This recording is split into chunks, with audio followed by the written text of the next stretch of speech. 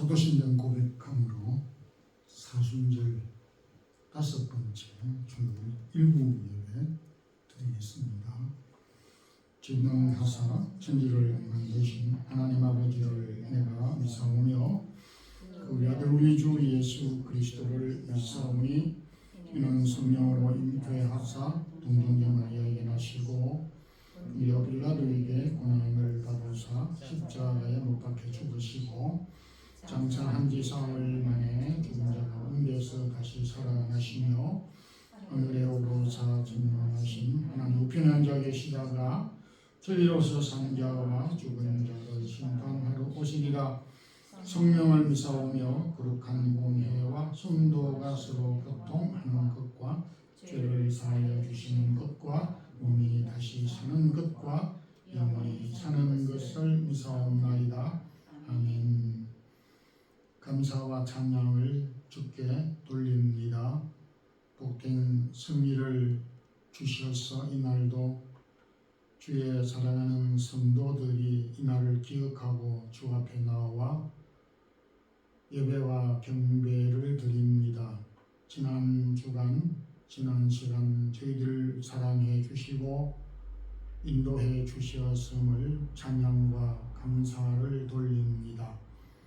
금년 이 한 해도 저희 사랑하는 성도들의 가정과 자녀들과 기업들 축복해 주시고 또한 몸된 주의 교회를 지금까지 지켜주신 대로 계속 이 몸된 교회가 사랑을 실천하며 진료 위에서 복음의 귀한 사명을 잘 감당하는 교회로 든든하게 세워져 가기를 원합니다. 아직도 주를 알지 못하는 많은 영혼들이 우리 주변에 있음을 알고 있습니다. 저들에게도 마음을 열고 복음의 기쁜 소식을 통해서 이 땅의 소망이 아닌 하늘의 귀한 소망을 갖고 살아가는 성도들이 되기를 원합니다. 사순절 5번째 주일을 맞이하였습니다. 주님 허물 많은 죄인들을 사랑하시고 또 죄에서 건져주시기 위하여서 기꺼이 고난을 받으시고 십자가를 지신 고난의 주간을 묵상하며 또 저희들이 그런 고난 속에서도 부활의 확신과 소망을 갖고 살아갈 수 있도록 은혜와 은총을 더입혀 주신 것 감사합니다. 오늘도 몸된 주님의 이름으로 제단에서 예배를 드리는 주의 백성들의 예배를 받아주시되 저희들이 드리는 예배를 받아주시옵소서.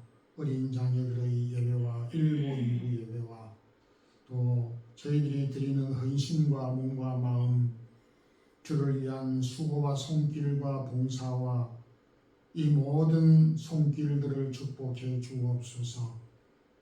지금까지 또 저희들이 기도하는 가운데 김인수 목사님 비자를 또 발급받게 하시고 그리고 3월 28일 마드리드에 도착할 수 있도록 비행 여정을 확정해 주시고 또 이후에 2층 예배와 그리고 이 모든 준비하는 일들까지도 은혜 가운데 잘 진행이 되게 하시고 또 주의 몸된 모든 우리 성도들이 기쁨으로 마음으로 준비하며 계속하여서 귀한 몸된 교회가 또 성장해가고 부흥되어져 갈 수 있도록 은혜를 더입혀 주옵소서. 오늘 이 시간도 부족한 종이 있었습니다. 주의 말씀을 잘 증거하며 이 말씀을 녹음으로 동영상으로 각기 또 예배로 말씀을 듣고 예배를 드리는 주의 종들에게도 크신 은혜를 더입혀 주시고 말씀을 잘 증거할 수 있도록 부족한 종을 붙잡아 주시옵소서. 예수 그리스도 이름으로 기도 드리옵나이다. 아멘. 마태복음 26장 69절에서 75절 말씀 봉독해 드리겠습니다. 베드로가 바깥 뜰에 앉았더니 한 여종이 나와 이르되 너도 갈릴리 사람 예수와 함께 있었도다 하거늘 베드로가 모든 사람 앞에서 부인하여 이르되 나는 내가 무슨 말을 하는지 알지 못하겠노라 하며 안문까지 나아가니 다른 여종이 그를 보고 거기 있는 사람들에게 말하되 이 사람은 나사렛 예수와 함께 있었도다 하며 베드로가 맹세하고 또 부인하여 이르되 나는 그 사람을 알지 못하노라 하니라. 조금 후에 곁에 섰던 사람들이 나와 베드로에게 이르되 너도 진실로 그 도당이라 내 말소리가 너를 표명한다 하거늘 그가 저주하며 맹세하여 이르되 나는 그 사람을 알지 못하겠노라 하니 곧 닭이 울더라. 이에 베드로가 예수의 말씀에 닭 울기 전에 내가 세 번 나를 부인하리라 하심이 생각나서 밖에 나가서 심히 통곡하니라. 아멘.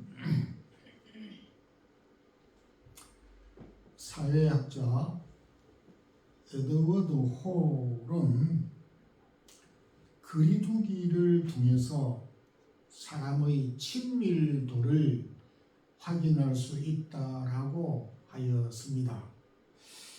대인관계에서 가장 친밀감을 가질 수 있는 거리는 46cm라고 하였는데 이 46cm는 우리가 팔을 펴서 상대와 맞닿을 수 있는 거리를 두고 하는 말입니다. 팔 안에 있는 사람이 과연 누구일까? 어린 아기를 키우는 어머니가 어린 아기를 품 안에 있는 거리이고 부부가 그 팔 안에 품 안에 닿는 거리에 속합니다. 매우 가까운 친밀한 관계임에 틀림이 없습니다. 그리고 사람이 가장 안전한 느낌을 가질 수 있는 거리는 46cm에서 122cm. 이 거리에 보호자가 곁에 있을 때에 아이는 굉장히 안정감을 느낄 수 있는 거리다라고 하였습니다. 그리고 122cm에서 3.7, 370cm까지는 지난 우리 코로나 때 거리두기를 하였던 것과 같이 경계하는 타인과의 관계에 어떤 거리감이, 공간이 존재하는 거리로 인식이 되고 있습니다. 그래서 이 거리는 코로나 병원균이 나에게 오지 않는 그런 거리로 계산을 해서 거리두기를 하였습니다. 오늘은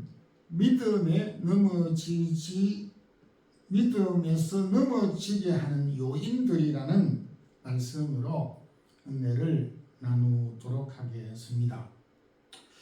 오늘 이 본문은 베드로가 믿음에서 넘어진 사건을 기록하고 있는데 베드로는 주님과 멀리 떨어져 있을 때에 믿음에서 넘어졌습니다. 베드로는 그 성격상으로 다혈질적인 성격을 가진 사람으로 매우 열정적이었고 열심히 있는 사람이었습니다. 그는 그의 아우 안드레의 말을 듣고 예수님께 나아갔고 예수님의 말씀을 듣고 곧장 예수님의 제자가 되기로 결심할 정도로 아주 결단력이 있는 사람이었습니다. 베드로는 예수님께서 배를 타고 가다가 예수님이 오신다라는 그 소리를 듣고 바로 바다에 뛰어내리는, 나중에 보니까 헤엄도 칠 줄 몰랐던 그런 형편을 알게 되어졌는데 수영도 잘하지 못하면서 바다에 뛰어내리는 굉장히 다급한 성질을 가진 소유자다. 또 어떤 교훈에서는 열심과 열정이 있었다라고 생각이 되기도 합니다. 이러한 열심을 가진 그였지만은 믿음에서 떨어진 이유를 오늘 성경은 우리에게 밝히 말하고 있습니다. 58절 우리가 읽어보지는 않았습니다만은 베드로가 멀찍이 예수를 따라라고 기록을 하고 있습니다. 즉 베드로는 예수님을 모른다라고 세 차례나 약속을 하고 맹세를 하면서 부인하였는데 그 원인은 예수님을 멀찍이 따라갔다라고 하는 것에서 찾아볼 수가 있습니다. 여기 멀찍이 예수를 따라갔다라고 하는 표현은 정서적인 감정도 담고 있다는 것을 찾아볼 수가 있습니다. 즉 베드로는 예수님의 제자로서 예수님이 지금 재판을 받고 매우 불리한 상황이라고 하는 것을 알고 있었습니다.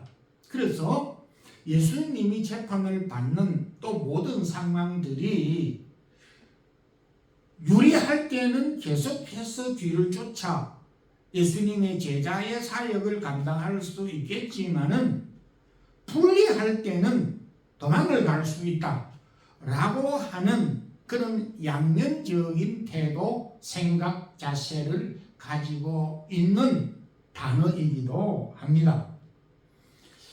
바로 어중간한 상태에 있었다라고 말하는 것입니다. 야고보 사도는 이러한 마음의 양면적인 생각을 두 마음을 품는다라고 표현을 하였습니다. 오늘날 젊은이들은 양다리를 걸쳤다 그런 식으로 표현을 하는데 이해가 잘 되는 말이기도 합니다. 그 결과 베드로가 멀찍이 예수님을 따라간 결과 70절에 보게 되면 베드로는 모든 사람 앞에서 예수님을 부인하였다.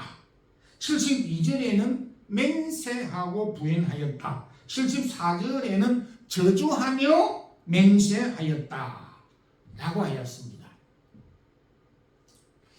예수님을 참 믿음 안에 줄곧 바로 쫓아가지 못한 결과가 생각 밖에 어마어마한 결과를 초래하였던 것을 보게 됩니다.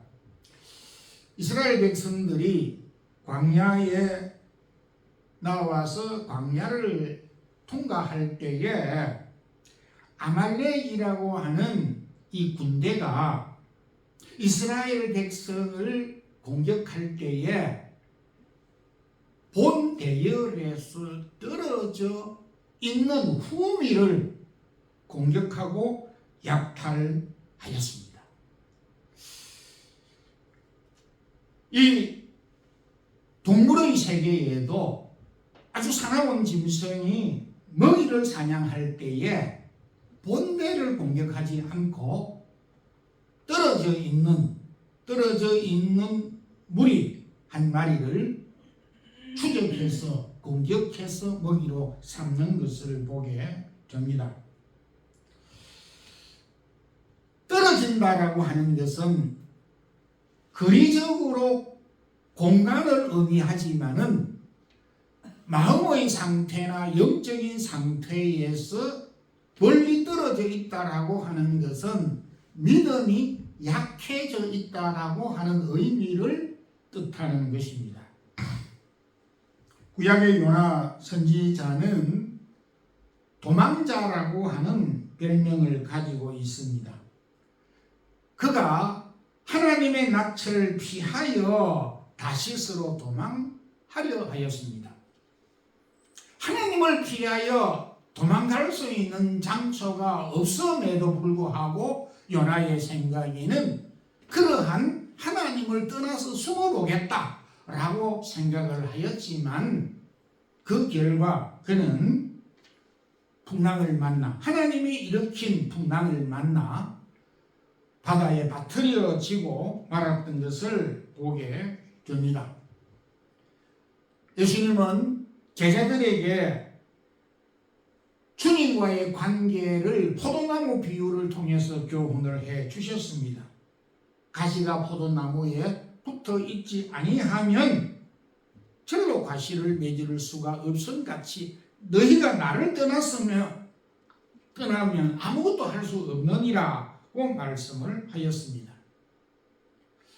참으로 우리가 신앙생활을 하게 될 때 나와 주님과의 관계를 포도나무 가지가 포도나무에 붙어 있는 것과 같은 개념으로 생각을 해볼 때에 우리의 믿음이 상당히 많이 떨어져 있구나, 우리의 믿음이 상당히 약화되어져 있구나 라고 하는 것을 발견하게 됩니다. 구약의 사사로서 삼손보다도 큰 은사와 능력을 받은 사람이 없습니다.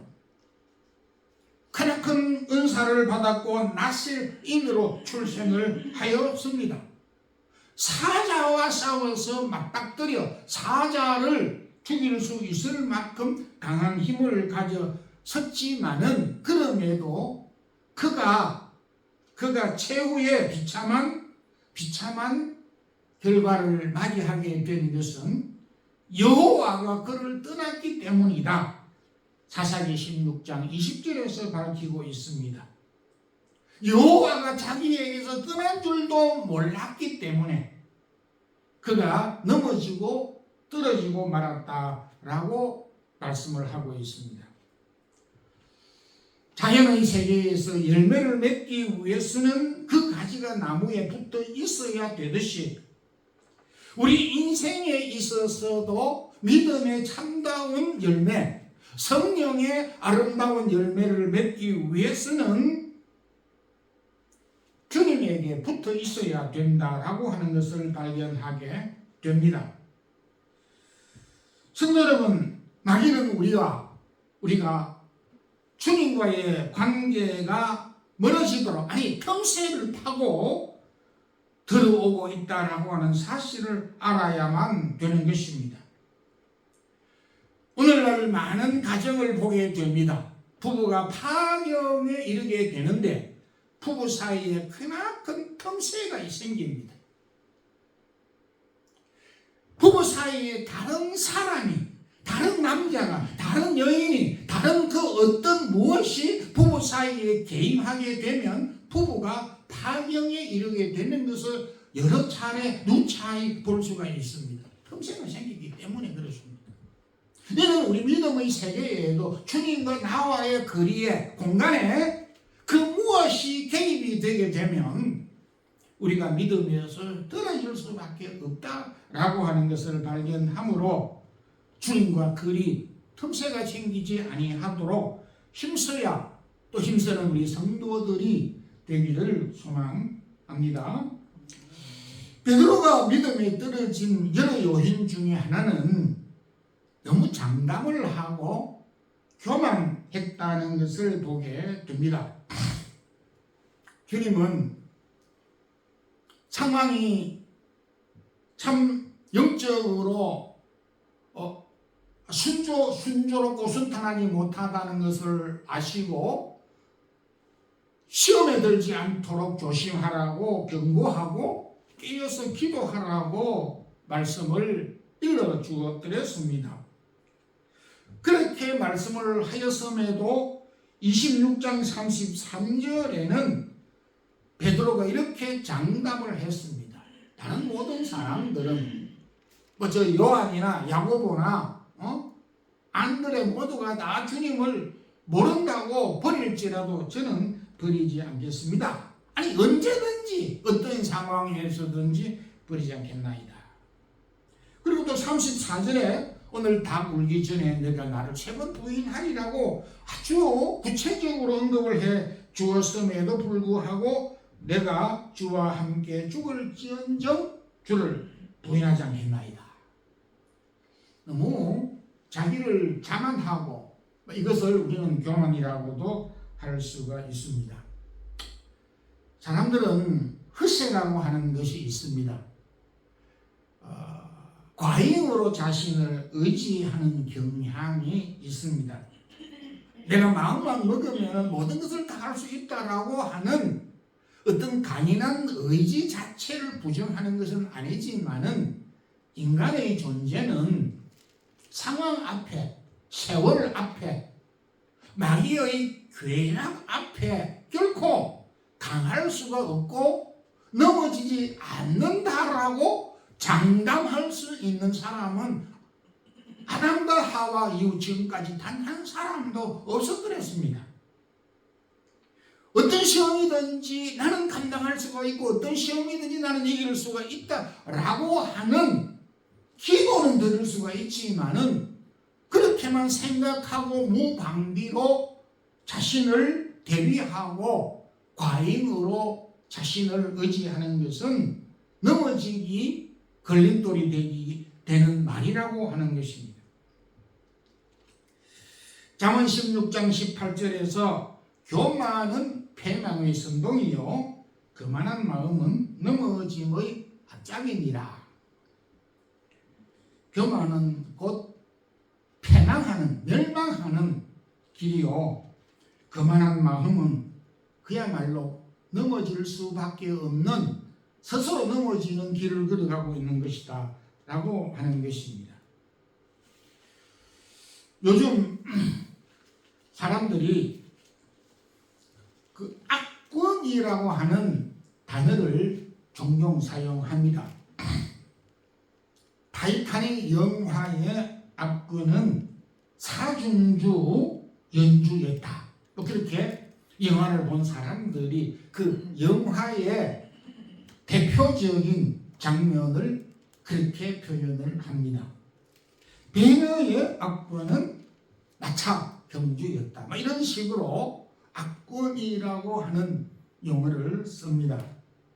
악권이라고 하는 것은 조선시대에 장원급제를 한 답안지를 뜻하는 것으로 장원급제한 답안지가 모든 답안지를 눌렀다라고 하는 뜻이 악권이라고 하는 뜻으로 이 악권은 다른 사람을 무시하고 짓밟고 누르는 것을 뜻하는 것입니다.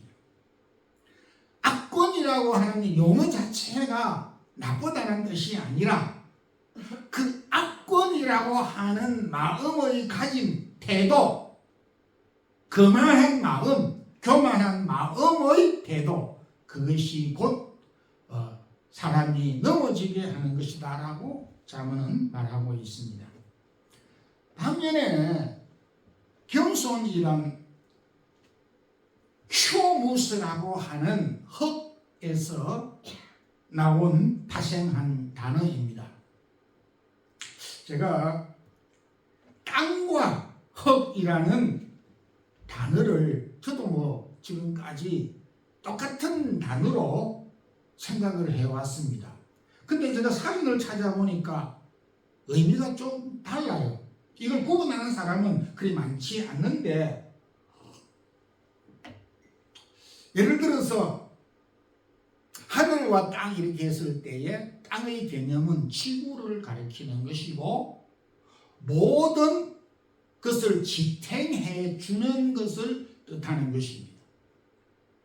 그래서 오늘날 우리 한국 사람들이 땅 이렇게 이야기하는 것은 소유권의 의미가 매우 강한 뜻을 담고 있지만은 흙이라고 하는 것은 요소, 본질적인 성품을 가리키는 것이다 라고 하는 점에서 땅은 소유의 개념이 강한 반면에 흙은 성분의 의미가 강하기 때문에 거기에는 욕심이 들어가지 않고 순수한 것이다 라고 그렇게 구분을 했습니다. 얼마만큼 잘 이해를 했는지 또 저는 잘 설명을 했는지 잘 모르겠습니다만은 어쨌든 오늘 겸손이라고 하는 것은 헉이라는 휴무스라고 하는 단어에서 파생된 것입니다. 우리가 알다시피 헉은 가장 낮은 자리에 있으면서 모든 것들을 수용합니다. 그냥 저 산업 쓰레기도 수용하고 오물도 수용하고 모든 것들을 다 땅에 파묻으면 땅이 그거를 다 수용해내는 것입니다. 그러면서 동시에 땅은 모든 것을 공급합니다. 동물에게, 식물에게, 사람에게 공급을 합니다. 영양분을 공급해서 자라게 하고 그리고 열매를 맺게 하고 그리고 그것이 동물의, 사람의 양식과 식물이 되게 합니다. 자신을 다 내어주고 그리고 자신에 있는 것을 통해서 열매를 맺게 하는 땅, 흙. 열매를 맺게 하는 것입니다. 겸손이라고 하는 것이 바로 그런 뜻이라는 것입니다. 왜 하나님이 아담을 돌로서 만들지 않고 흙으로 만드는 이유가 여기에 있는 것입니다. 하나님은 아담을 지었어. 사람을 통해서 하신 명령이 흙과 같은 성분으로 사람을 지은 것은 자신의 모든 것을 수용하고 자신에 있는 것을 다 공급함으로 살아가도록 하신 것이 아닌가 이렇게도 생각해 보게 되는 것입니다. 그래서 주님은 제자들이 서로 높은가 쟁론을 할 때 제자들의 발을 씻기면서 너희도 서로 발을 씻기는 자가 되라, 섬기는 자가 되라고 하였습니다. 야고보는 야고보 4장 6절에 하나님이 교만한 자를 물리치시고 겸손한 자에게 은혜를 주시느니라. 물이 낮은 곳으로 흐르듯이 하나님의 은혜와 축복도 겸손한 자, 낮아진 마음에게 주어진다라고 교훈을 해 주었습니다. 교만이 아닌 겸손을 통해서 하나님의 은혜 안에 살아가는 우리 성도들이 되기를 소망합니다. 베드로는 깨어 기도하지 못하고 무장하지 않음으로 넘어졌습니다. 베드로는 평소에 오늘날 우리가 분주하게 살아가면서 그 기도가 그렇게 중요할 것이라고 생각하지 못했던 것과 같이 베드로의 신앙생활 가운데서 기도가 점유하는 퍼센테이지는 그리 많지 않아 보이는 것입니다. 그런데 그가 기도로 무장하고 준비하지 않았을 때에 악인과 맞닥뜨려졌을 때에 분명한 차이가 났던 것입니다. 베드로는 처음 멀찍이 주님을 따라갔습니다. 그런데 악인들이 자리에 앉았습니다. 그들을 무리 속에서 그는 포위가 되어져 결국 주저앉고 주님을 3번씩이나 부인하고 말았습니다. 오늘 이 말씀은 우리가 참 세상에 살면서 악인이 없는, 유혹이 없는, 시험이 없는 환경 자리를 찾아서 살라고 가르친 교훈은 아닙니다. 주님이 이미 그물 비유나 또 알곡과 가라지 비유에서 교훈을 해 주신 것처럼 우리 그리스도인들은 악이 없는 곳에 선만 있는 곳을 골라서 찾아가서 살라고 결코 교훈하지 아니하셨다라고 하는 것입니다. 악과 선이, 악인과 선인이 공존하는 세계에 우리가 더불어 함께 살아가고 있음을 우리는 더욱더 명심해야 한다라고 하는 것입니다. 그래서 주님은 악한 세상, 악한 환경 가운데서 그 환경을 들쳐 나오고 세상을 떠나라고 가르치지 아니하고 오히려 너희는 그 세상, 너희들이 살고 있는 이 세상, 악이 공존하고 악이 득실거리는 이 악의 세계에서 빛이 되고 소금이 되라고 오히려 우리에게 그렇게 교훈을 해 주셨습니다. 즉 믿음의 사람 요셉은 악의 상징인 바로의 궁에서 살았습니다. 모세 또한 왕궁에서 애굽의 학문을 다 배웠습니다. 다니엘과 그 친구들 또한 악의 상징인 이방의 나라 핵심 중심에 들어갔었습니다. 오베가라고 하는 선지자는 신실한 사람은 이스라엘의 역사상 가장 악했던 아합과 이세벨의 신하로 있으면서 하나님의 선지자들을 공개하고 먹이고 어려운 시기에 하나님의 사람으로서의 귀한 사명을 감당하였습니다.